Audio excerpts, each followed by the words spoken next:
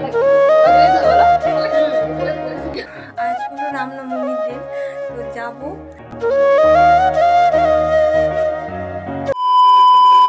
Hey everyone केमन आछो तोमरा सबाई? आशा करी तोमरा सबाई खूब भालो आछो। तो आज आमी जाबो मायेर बाड़ीते और आज हलो रामनवमी दिन तो जाबो। और एदिके देखो तोमादेर दादा भाई रेडी होच्छे, तो रेडी हये निक और तारपर आमी ओखाने गिये तोमादेरके आबार भिडियोटा कन्टिनिउ करब। तो चलो एखन बेरोनो जाक।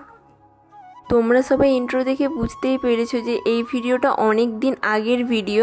দিনটা ছিল রামনবমীর দিন আর তারিখটা ঠিক আমার খেয়াল নেই। এটা তোমাদের দাদাভাই যাওয়ার দুদিন আগের ভিডিও। যেহেতু তোমাদের দাদাভাই ডিউটিতে চলে যাবে হঠাৎ করেই, তো ভাবলাম যে মায়েদের বাড়িতে দেখা করে আসি। বাড়ি থেকে বেরিয়েছিলাম মায়ের বাড়ি যাওয়ার উদ্দেশ্যে, কিন্তু রাস্তাতে এসে হঠাৎ করে প্ল্যানটা চেঞ্জ করলাম। তো এখন যাচ্ছি আমি আমার দিদি বাড়ি। দিদি বাড়ি বলতে আমার নিজের কোনো দিদি নেই, যার বাড়ি যাচ্ছি সেটা হলো আমার পিসির মেয়ের বাড়ি। তোমরা হয়তো তাকে দেখেছো আমার ভিডিওতে, আমি শর্টস ভিডিও দিদির সাথে শেয়ার করেছিলাম। তো যাই হোক, চলো বাড়িতে যখন যাব তখন তো তোমাদেরকে দেখাবই। যাওয়ার সময় মিষ্টি দোকান দেখে দাঁড়িয়েছিলাম আর এখানে অনেক ধরনেরই মিষ্টি আছে। তো এরই মধ্যে এক ধরনের মিষ্টি আমরা নিয়েছিলাম, আর কোন ধরনের মিষ্টি নিয়েছি সেটা না তোমাদের কাছে ক্যাপচার করা হয়ে ওঠেনি, কারণ আমি ভিডিওটা অন করতেই ভুলে গিয়েছিলাম। এদিকে বড়মশাই চকলেট দেখছিল, তো দিদির ছেলের জন্য চকলেট আর চিপস নিয়ে যাব বলে। এদিকে যা যা নেওয়ার ছিল সব কিছুই নিয়ে নিয়েছি। তো এরপর বড়মশাই যাচ্ছে বিলটা করতে, তারপর আমরা বেরিয়ে যাব। এদিকে তো বেরিয়ে পড়েছি আর আমাদের যাওয়ার কথা ছিল 9টার মধ্যে, আর আমাদের যেতে যেতে প্রায় 11টার মতোই বেজে গিয়েছিল, অনেকটাই দেরি হয়েছিল।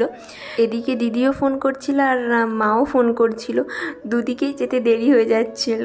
আসল কথা হলো আমরা বেরোতেই লেট করেছিলাম, বাড়িতে তো টুকটাক কাজ থাকে, তো সেগুলো সব সেরেই বেরিয়েছিলাম, তাই একটু লেট হয়ে গিয়েছিল। আসলে সবাই ফোন করছিল এই জন্যই যে বাইরে প্রচণ্ড রোদ, আর আমাদেরকে দিদি বাড়ি থেকে আবার মায়ের বাড়িতে আসতে হবে, অনেকটা ডিস্টেন্সও। এদিকে দেখতে দেখতে তো অনেকটাই চলে এসেছি। আর দিদি বাড়ি যাওয়ার পথে না অনেক ফুল চাষ হয়, তো আমি যখন আগের বারে এসেছিলাম তখন অনেক ফুল চাষ হয়েছিল, আর এখন না গ্রীষ্মকাল তো সব শুকিয়ে গেছে। যদি থাকতো তাহলে তোমাদেরকে দেখাতাম। এদিকে এদিকে ঈশান দেখো দেখো ঈশান। দিদি বাড়ি আসা মাত্রই দিদি একটা শরবত করে দিয়েছিল, খেতে তো জাস্ট দারুণ ছিল। গরমকালে এরকম শরবত থাকলে আর কি চাই বলো।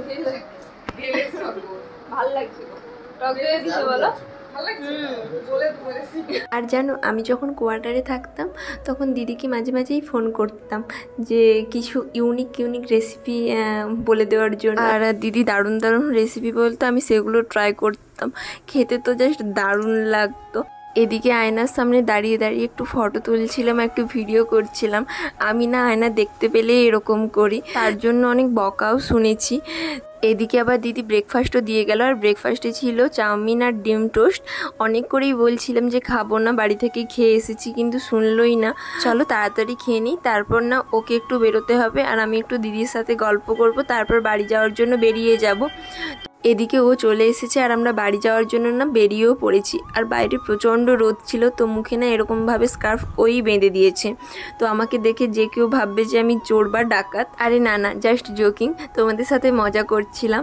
আসলে বাইরে যা রোদ, তো তাই এভাবেই বেরিয়েছিলাম। আর মাঝে মাঝে সত্যি খুব খারাপও লাগে, আমরা একটু রোদে বেরোনোর জন্য এভাবে সেফটি নিয়ে বেরোই, কিন্তু যারা বাইরে কাজ তাদের ভাবো কত না কষ্ট হয় এই গরমে, তো তাও তাদের প্রতিনিয়ত কাজ করে যেতে হয়। সত্যি ভাবলে প্রচণ্ড খারাপ লাগে, আমরা তো তাও বাড়িতে বসে আছি।